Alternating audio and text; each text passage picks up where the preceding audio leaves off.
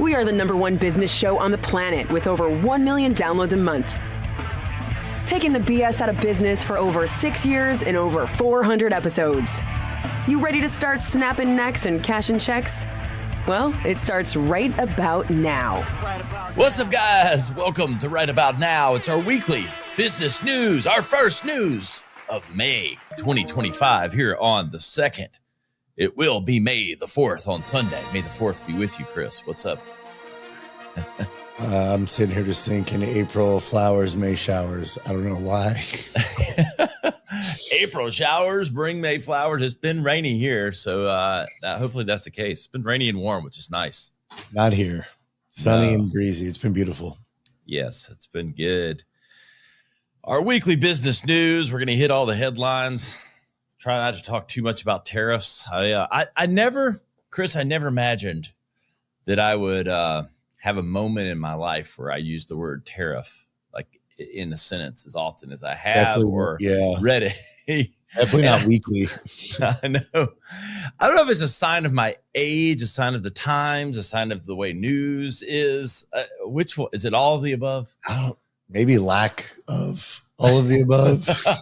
Yeah. So I'd rather talk about a lot of other things, that's for sure. I know. So we're gonna attempt to do that. Some of the market data is not wonderful, but I think it's early in the season. I think there's some cooling going on of all the banter a bit. I mean, I think the reality is we live in a world where you're never going to get the straight talk. It's always going to have the spin of one side or another, kind of compounding whatever that news might be one direction or the other. You know what I mean, Chris? Yeah. I mean, everyone will never always think alike. Yes. And everyone has a voice now with social media, and hey, we got our own voice here on our platform, but that's right. It's like everything gets, sometimes you just got to tune it out. I do think, and we've talked about it, I think we got to tamper down the negativity and the all out war on, some of our allies. I think you're seeing softening of that language, and, it's brought some people to the table. I think sometimes we've talked about this, the means might be correct, but the way that the things are happening might be the way that you get them done. But I think sometimes you can go a little further than intended with impacting overall sentiment. And I think you're feeling that a little bit with kind of like people feeling a little uneasy. And I think hopefully we can start to get on the other side of that and focus on the data, because the numbers are still like, it's all relative, right? It's like, it's not like we suddenly stopped commerce completely. It's just we're in this really weird funk where this has caused just enough of a stir combined with the real estate market and interest rates, and battling inflation. So it's like maybe we chose the wrong time to sort of stoke this. I sometimes wonder if you'd ever hear that behind the scenes. I don't know. It's interesting seeing the impact of it. I mean, I've seen some really creative advertising related to it. I've seen one company, they do jewelry, and they're like, literally the ad was like, tariffs suck, but our jewelry doesn't. And I'm like, all right, they're making the best of it. Obviously their stuff is made overseas. Even me, myself, like, I do the lab grown diamond jewelry. My supplier messaged me this week about tariff changes, So, and then I've seen on some clothing brands that I'm familiar with, like they sell wholesale direct from China, right? So, and I saw they posted just the tariff tax was the same price as the order of the clothing. So it's giving people the ability to learn how to pivot. I think it's going to teach a lot of lessons right now. But as far as real estate goes, I have noticed a lot of price reductions in the real estate market down here. Yeah. I'm getting a lot of Zillow alerts of a lot of price on family real estate, like single family homes. It's going to be interesting in a market like Greenville, where we're here, the lovely Greenville, South Carolina. where we've seemed to have been Teflon to almost everything because it's a attractive market to move to for families leaving, larger states with higher costs and just more stuff. So you've got a lot going for the city. It's gonna be interesting where all this nets out for a city like ours if we just stay Teflon through it all, and not have declines. Because the biggest thing here has just been inventory availability, which still hasn't improved, even with the interest rates. And so it has changed. And you see what I worry about, like being here, and, we talk about a lot more national topics, but like as it relates to small town America a little bit, the changing dynamic when housing brings in people from other markets because it's more affordable, but not necessarily affordable, more affordable to them because they were used to paying $800,000 to $1.5 million for a 3-bedroom house. Where in South Carolina, that's been a, $200,000 to $400,000 cost. I'm not talking about like high end. I'm just about like middle of the road. And people come here and they're like, hey, we're used to paying this rate. We'll take that. And they get a little more square footage. So what happens though is what happens to market like ours when you get an influx of different personalities, beliefs, etc. And I'm not saying we're all so different, but it can change it'll change the makeup. fabric. Yeah. I mean, sure. The makeup and the fabric of the city. And not because, everything was right about old school Greenville. I mean, no, we needed some growing up. But what is the true impact of that, both socially, economically, et cetera, right? I think we're in a time, I would almost call it like a financial migration. Yeah. It's crossing cultural boundaries. It's all, and like you said, people aren't necessarily living where they want to live anymore. People are living where they can afford to live. Yep. And I think you're right. Even with COVID, for example, that was a mass migration, or maybe that was the beginning of a lot of financial difficulties. I know it was for many small businesses, of course, like if you couldn't operate in certain states. Because even down here in Florida, all the towns I've lived in, and grown up here, they've all had a large change because there's way more out-of-state people migrating in. Yeah, exactly. And so we'll see how that goes. It's going to be interesting if Greenville, as sort of a proxy for other cities this size, I'd throw in like little towns in Arkansas that are kind of, seeing their heyday from some social media and some of the shows that have been on, Bentonville and like places like that. And even, Austin's is a different place altogether, and larger tech scene. But how all this, the interest rates in the real estate market, and I continue to beat this drum, just it drives money in the market when you've got a good amount of real estate turning and refinancing and all that stuff. And so that's why we need these inflation numbers to go down. And that's where I choose to believe, and Chris and I both been pretty transparent, where I claim myself to be an independent. I think you do as well, Chris, for the most part. We don't necessarily wear a color on our sleeves, but we voted a certain direction. And I choose to believe that there's a game of chess being played and a game of checkers being played. And I think there's some chess going on overall that I think is going to net out where we like it.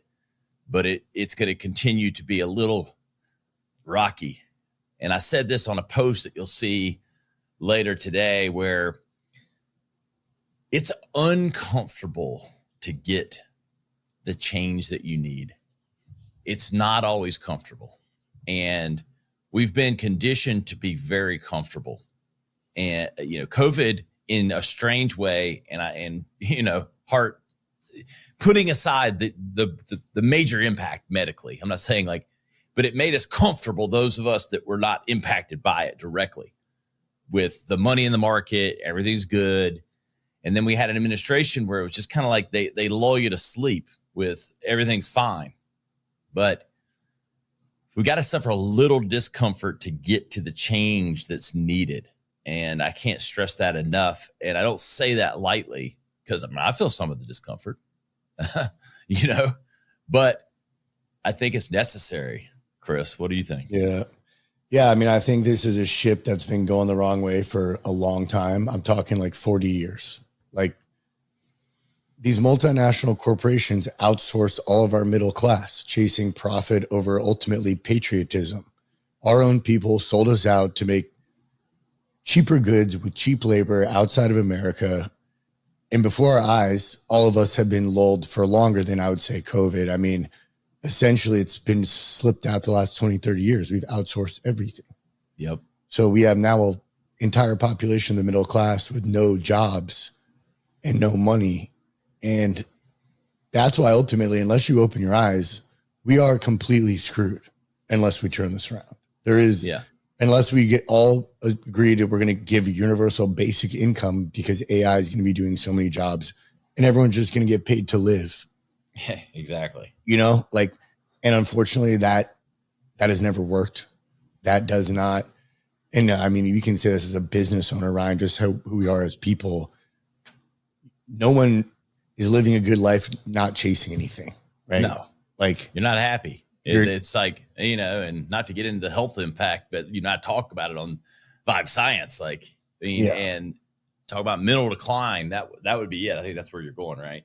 Yeah. I mean, we've been in decline for a long time, and I would say we've been very comfortable and complacent. And this is the result of that, unfortunately, and I hate it because if you look at historical timelines, like we're over the hump of the greatness of this empire. And that's just history. And I think we're trying to save it, but it's not going to be an easy turnaround. And the wealth may be too consolidated at this point. But the reality is these fuckers that have been buying yachts and mansions for the last 30 years, it's because they started producing these goods elsewhere to get higher profit margins. I mean, that's it. Bingo. And so you're going to have a little pain to get to the other side of it, to bring some of those jobs back. I just saw where $4 trillion in investments come back in the last 100 days. So it should motivate you. Yeah. Figure some shit out. Use the internet, YouTube. Yeah, man, that's what I talked about last week or the week before. All these things are there.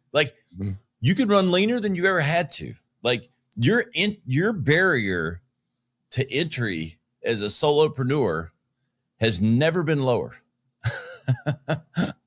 And I say that not because everybody's meant to be a solopreneur, but if you can't find work or can't find something else, or you're struggling with, where you're going to find the job and do all that, then you've got an option to turn to.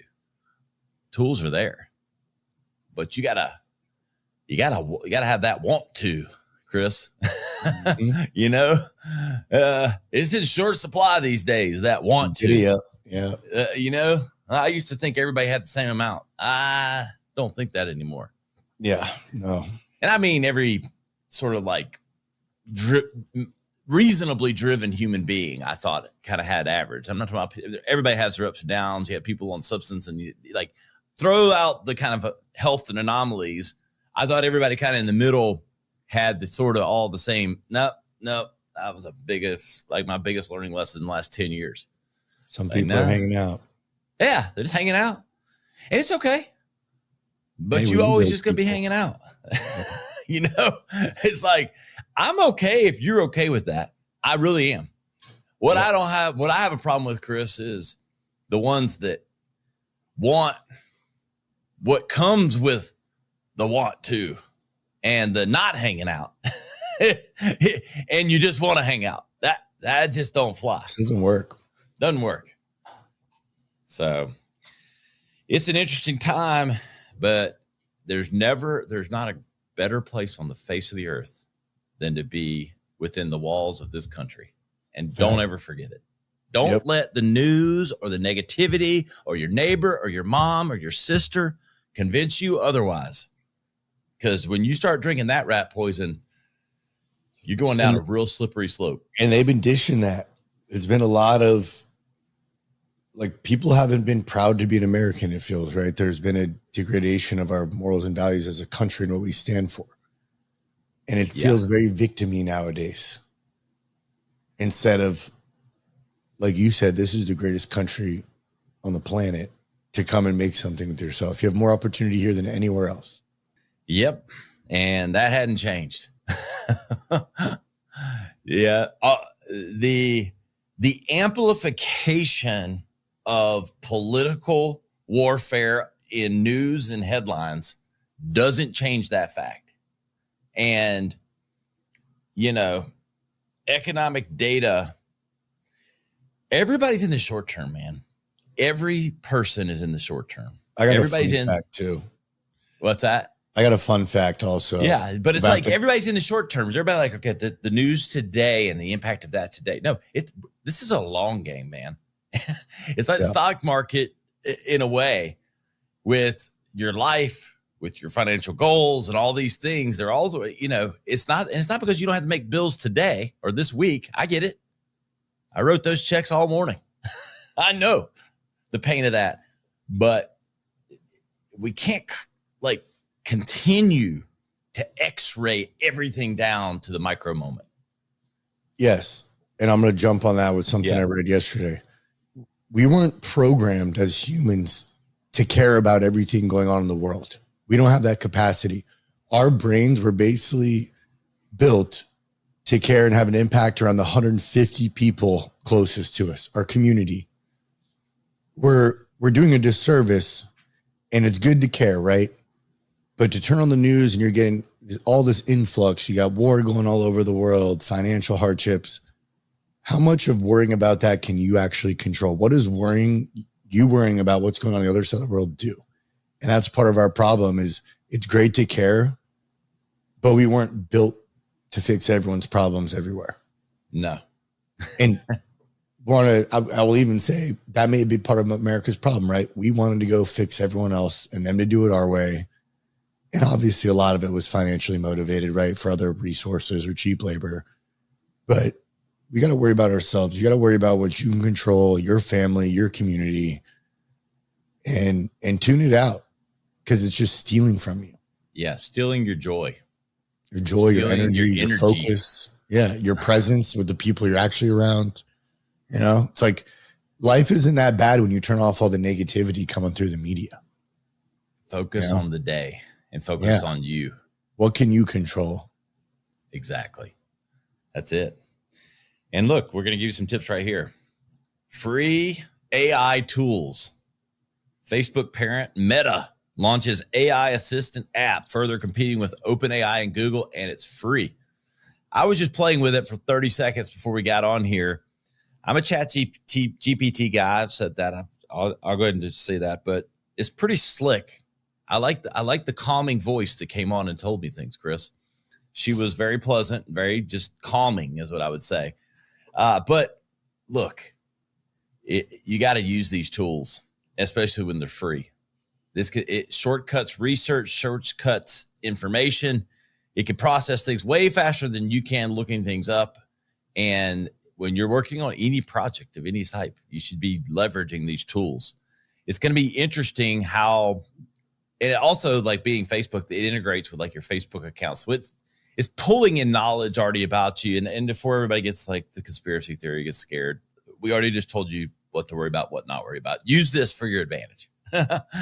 Don't worry about it. If you're worried about it pulling something from your Facebook, you shouldn't have posted it to Facebook to begin with. You're in too deep already. Exactly. So I wanted to pull all my stuff. I don't have any. Has there been a post or two occasionally where I'm like, I should have got in that conversation. Sure. But 99.9, I don't care. Like, use it. Help me. I mean, you learn more about me so you can help me do my job better, learn better, be a better parent, be a better husband. I mean, there's knowledge and calculating all that stuff, but it's a dedicated app, Chris. I went and found it. Meta AI. Go look it up. It's powered by Llama 4. Such a horrible name. These names. Llama just doesn't make me feel powerful or. I know. The almighty Llama 4.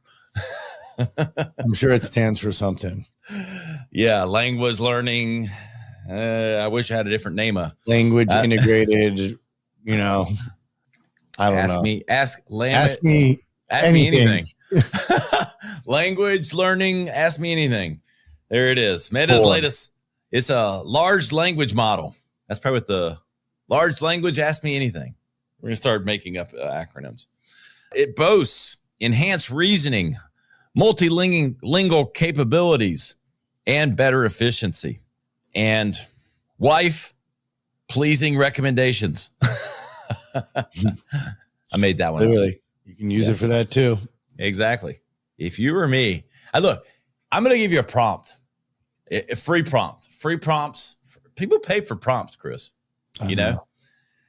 Pretend that I'm a husband. And you're talking to your GPT here. Pretend I'm a husband that's fucked up a few times with my wife. No, nothing salacious, but just like, yeah, it's been a bad month. Made some bad decisions. Wife's not happy at me. And you were trying to find innovative ways to make her feel better about you. And you have kids, so you have to keep that in mind. You have a busy schedule. How would you handle this situation? Could you give me 5 suggestions for a man in that situation? Just ask it, and the answers will be yours. Yep. There you go. There's your husband. Luckily, as a perfect husband, I've never had to ask that, but you can. You've thought about it, though. Yeah. Tongue firmly in cheek, as said. But you can add but that's the crazy thing. Like, it could be your assistant for all kinds of things. And it's fun. The app will offer personalized responses using context from a user's Facebook and Instagram accounts. We talked about that. That's good. Integrate with Meta AI's glasses and merge with its existing companion app. Have you seen Meta glasses? Like, no. Is I'm annoyed to even talk about these things. Yeah, it's like, stop. Well, we know that we had to come back to the metaverse, right? It's like, no one cares, guys. Let it go. A paid subscription for advanced chatbot features will begin testing in Q2. The revenue impact may not be seen until next year. LlamaCon is the AI developer event. Of course it is. Meta is hosting LlamaCon, its first AI developer event, focused on showcasing its Llama AI models. It really could have gone just a strong llama.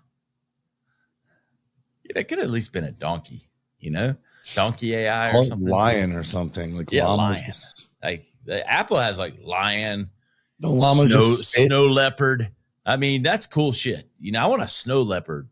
Yeah. AI reasoning engine. I want a lion, but I'm a llama. Donkey AI.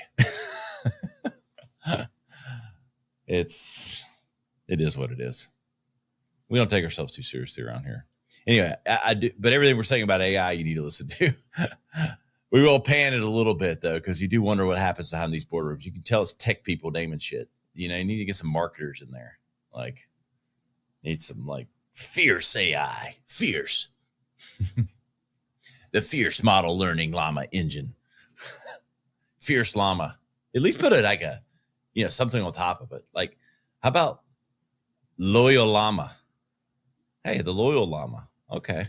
All right. Makes it sound better. Oh, it's all horrible. You can't make llama sound cool. Yeah, it's true. It's true, Chris. Not even me. Not even with that voice tone. Yeah. Oh, U.S. sports merchandising group Fanatics plots global trading card expansion. We've been telling you folks and that trading card series is starting in about 2 weeks.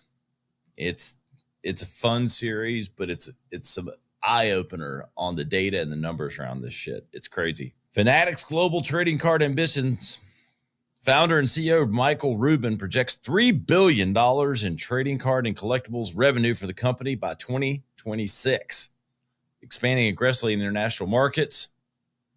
Fanatics acquired Topps trading cards for $500 million in 2022. Collectibles revenue hit $1.6 billion in 2024, expected to top $2 billion this year and $3 billion the next year. That sounds like pretty damn good growth. But just adding B's right after another billion. He said, Rubin attributes the boom to increased disposable income and boredom. I'm like, really? That's their market analysis. Yeah, I was expecting something a little more interesting than that. Fanatics opened the first trading card store in London on Regent Street. Purpose is marketing and a model for entrepreneurs. It's all about showing people what the store should look like and how it should work. So they're essentially showing Europe how trading card stores should operate. So then you get spinoffs from that. Fanatics overall revenue expected to hit $9 billion this year and $11 billion in 26. Fanatics will gain exclusive rights to the English Premier League trading cards and stickers in June 2025, taking over from Panini. Panini and Topps are just like battling back and forth. They needed to figure out a merger. I don't know why they did. It's not good for the business. It's like, it's the stupidest shit. But now that I'm in it and I'm seeing all of it, and I see, Chris, this is what happened. This year, like for NFL, Panini's had the exclusive rights to the NFL. So what that means is Topps cards this year doesn't have any logos on it.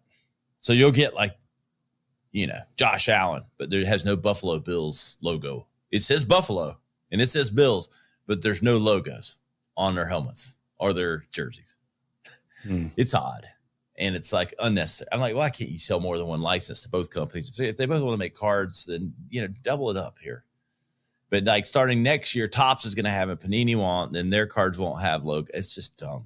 It's dumb. It's not good for the, It's not good for the culture. No. It's like, and it keeps me from buying certain cards. I'm like, it looks stupid. Yeah, what would you want? It's probably not worth as much too. Well, the Topps is, see, that's the thing. They go to these other measures to make it. They get the autographs agreements with some of the hottest players. So then if you want that player's card as a rookie with an autograph, you have to buy the Topps version, and he has no logo on his helmet. Because Panini doesn't have his autograph. Everything. It's like, you can't get the best of all worlds. I want the logo and the autograph. Exactly. That's what it does to the collectors. It's making it harder for collectors. Yep. So there it is. More Americans are financing groceries with buy now, pay later loans. It's hard for me to know if there's a reflection definitively of the exact economics of tariffs right now, or if this is just the proliferation of the buy now, pay later expanding into more things. Yeah. Like it's a little bit of both. I mean, I wanted that steak last night. I didn't quite have enough money, but I wanted it. So I'm going to finance this baby over 30 days. Interest free. Wild. What a world. Yeah, I mean, what Coachella? You know more about this story than me. I mean, wasn't there a big story? Same concept. It was something like, actually, it even says in this article, a recent surge in buy now, pay later use even includes Coachella ticket purchases. And that was something like 70% or 80% of the attendees of Coachella had all used buy now, pay later options. Oh my God. Which Coachella is a very bougie, big music festival in the desert, very expensive. It's the place to be, right? So that kind of even shows you, even in that world, people are stretching their cash. Yeah. I just think back to kind of like the topic we talked about, people kind of want the spoils without the work. It's like, I'm going to keep this lifestyle up, but I don't want to go work for it. I mean, that's kind of where my head goes. The Coachella, not talking about the groceries. Yeah. And people are fed up. Honestly, I've been seeing a lot of people like just talking about their credit scores in general. They're like, I don't care anymore. Like, and I don't know if that's a good thing, right? It's almost like people are just getting pounded down so hard that they're becoming indifferent. Well, I think it's because back to everybody's playing the day game and not the long game. How great can I make today without working hard for it? Yeah. And I think just we're under extremely shitty financial conditions for the average 18 to 25-year-old, Yeah. It's harder to get like great jobs, but yeah. at the same time, it's still back to the internet and AI and all these things. There's lots of ways to kind of put it together if you want to piece it together. But what there's becoming fewer of is the handout of easy to get this job that is pretty decent. Those are becoming harder to get. It's easier for those that have the want to get in on it and probably make more than they ever would have from the, sort of the easy handout job. And now they're having to sort of, I don't know, work for it a little harder. And I think we got people that aren't built for that, like our engineers and these other types of people that AI is probably taking their jobs that like, they're not entrepreneur type people, like not everyone is going to be successful on internet money and YouTube, but I think people's expectations are definitely out of reach. And a lot of it's because the internet and a lot of it, it's bullshit, right? I made $1 million last month. I can teach you all that bullshit. Exactly. Not a lot of major headlines this week. Keeping it more about the sentiment overall. Any final thoughts, articles, etc., Chris? Hot topics? Crypto's looking a little better than it was, Bitcoin's around 94,000 today. So it was, touchdown to like 76,000 within the last month. So it's looking brighter than it was. How's that Trump coin doing? I have some. I don't know. I haven't looked at it. Yeah. I know it's not. XRP's is coming back around to where it was, maybe 60, 90 days ago. Still way up for the last 6 or 7 months. That's where, you got to play the long game. I'm not even looking at it. I stopped looking. I used to look at it every day. I don't even look at it. I go look at it like once a week. Yeah. Like, okay, let's just see what's happening. I'd probably get a notification if it either tanked or went up majorly. And I'm not getting any news. So I think it's doing this. Pretty much. So, I'm waiting for that big pop though. I think we're going to get it here in the next few months, maybe towards the end of the year. But hey, a little discomfort to get to the better places. Still the best place on earth to live. Don't forget that. And don't forget to leave us a review. If you like the show, we appreciate it. Leave a review that helps. All the feedback helps. Tell us you want to hear. Chris Burby Hansen on Instagram. I'm at Ryan Alford too. So you can hit us up there. Give us a shout out anytime. Chris, appreciate you, brother. Likewise, my man. Hey, RyanIsRight.com. Find the highlight clips, the full episode. All our sponsors, go support them as well. If they support us, we support you. We'll see you next time. Or right about now. This has been Right About Now with Ryan Alford, a Radcast Network production. Visit RyanIsRight.com for full audio and video versions of the show or to inquire about sponsorship opportunities. Thanks for listening.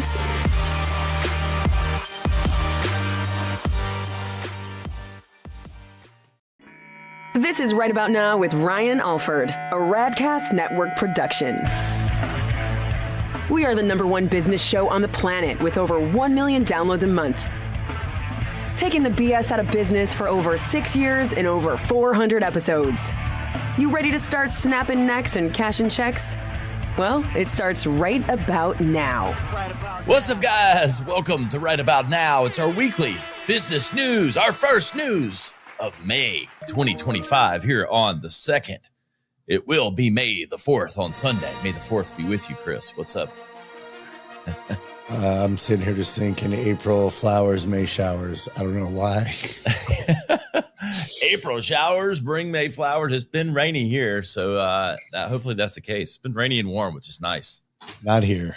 Sunny and breezy. It's been beautiful. Yes, it's been good.